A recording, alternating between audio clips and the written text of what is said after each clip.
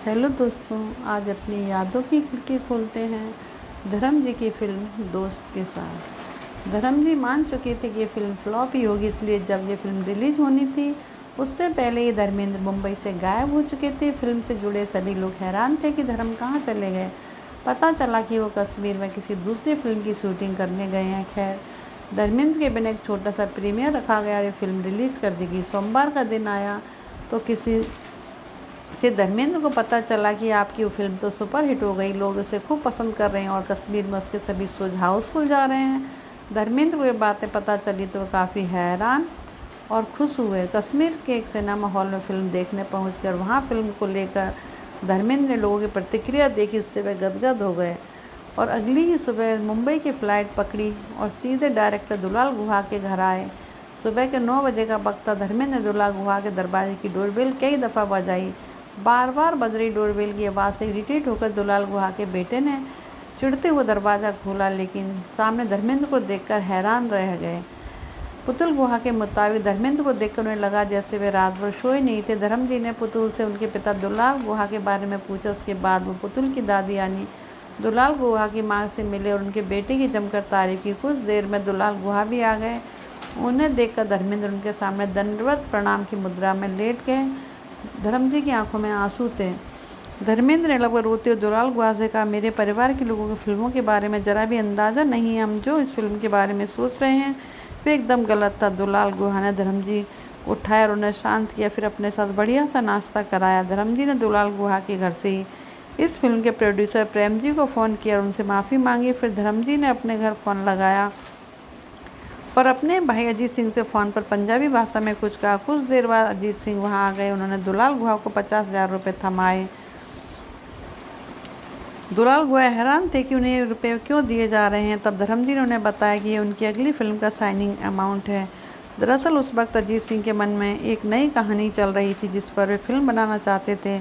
इस फिल्म की कहानी के मुताबिक ट्रक ड्राइवर को उसकी माँ मरते वक्त बताती कि वो एक पुलिस अफसर का बेटा जिसे डाकुओं ने मार दिया। यही कहानी आगे चलकर प्रतिज्ञा फिल्म बनी थी।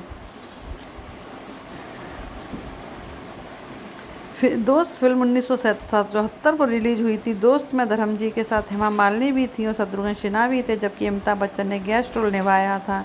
इसी फिल्म में किशोर दा का गाया वो बड़ा ही प्यारा सा गीत है। इसके बोले, गाड़ी बुला रही है, सीटी बजा रही है। कुछ लोगों के मन में सवाल उठ रहा होगा कि आखिर क्यों धर्म जी को लग रहा था कि दोस्त हिट नहीं फ्लॉप होगी। चलिए इस बारे में बात करते हैं। और इस बारे में बात शुरू करने के लिए साल 1959 में धर्मेंद्र जी की सत्यकाम का जिक्र करना होगा। सत्यकाम धर्म जी की होम प्रोडक्शन फिल्म थी। वो फिल्म धर्म जी के रिश्तेदार शेरजंग सिंह बख्शी ने प्रोड्यूस की थी। फिल्म का डायरेक्शन किया था ऋषिकेश मुखर्जी ने। ऋषिदा हमेशा सत्यकाम को अपनी बेस्ट फिल्म बताते थे, लेकिन बॉक्स ऑफिस पर यह फिल्म फ्लॉप हो गई, जबकि धर्मेंद्र के अभिनय के काफ़ी सराहाया गया था। सत्यकाम के फ्लॉप होने पर धर्म जी बहुत निराश हुए थे। सत्यकाम से कुछ पहले ही दुलाल गुहा की धरती कहे पुकार के फिल्म रिलीज हुई जो सुपरहिट रही थी। धर्मेंद्र की बड़ी ख्वाहिश थी कि वो फिर से दुलाल गुहा की किसी फिल्म में काम करें। फिर से इसलिए क्योंकि धर्मेंद्र दुलाल गुहा की चांद और सूरज में काम कर चुके थे। उस फिल्म में उनकी हीरोइन तनुजा थी। हालांकि वो फिल्म कुछ खास नहीं रही। धरती कहे पुकार के फिल्म के बाद दुलाल गुहा की मेरे हमसफ़र आई, जिसमें एक बार फिर से जितेंद्र मुख्य हीरो थे। धरती कहे पुकार के फिल्म के हीरो भी जितेंद्र ही थे। मेरे हमसफ़र के बाद दुलाल गुहा ने दुश्मन फिल्म पर काम शुरू किया। वो एक ट्रक ड्राइवर की कहानी थी जो गलती से एक एक्सीडेंट कर देता है। ट्रक ड्राइवर को सजा दी जाती है और मरने वाले के परिवार को ध्यान से उसे ही रखना है।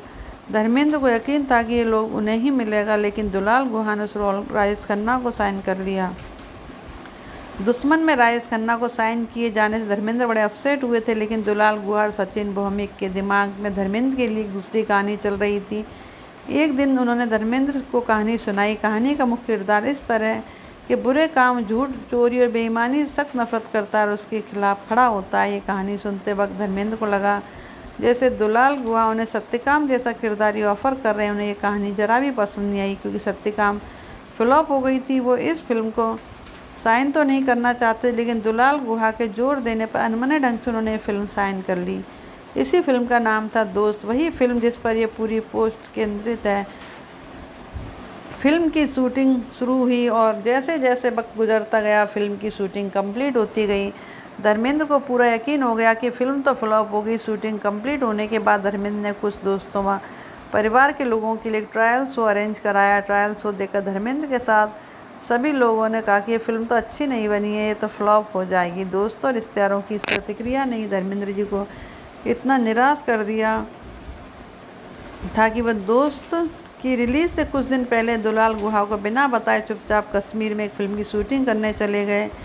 लेकिन न सिर्फ धर्मेंद्र के रिश्तेदार बल्कि खुद धर्मेंद्र भी गलत साबित हुए। दोस्त साल 1974 की तीसरी सबसे ज़्यादा कमाई करने वाली फिल्म बनी। पहले नंबर पर मनोज कुमार की रोटी कपड़ा और मकान थी, दूसरे नंबर पर शशि कपूर की चोर मचाए शोर थी। धन्यवाद।